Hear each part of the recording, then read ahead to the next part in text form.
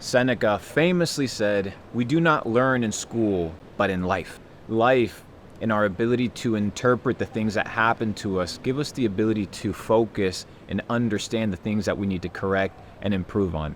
To assume that one can only learn in a class environment, that the education that they receive must come from a school teacher, is an absolute fallacy. If you want to live a life of success, if you want to develop into a complete person, you must learn from life, the experiences, the people, the places that you go to, and understand that the culmination of your experiences is what gives you the knowledge to make better decisions for your future. Don't depend on some bullshit teacher out there that hasn't accomplished anything in life to tell you how to live, to impart upon you their limitations as to what reality has to give.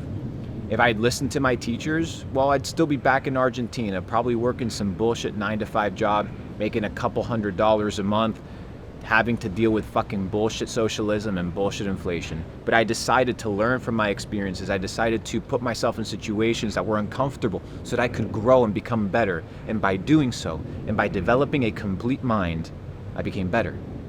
And the better you become, the better life gets.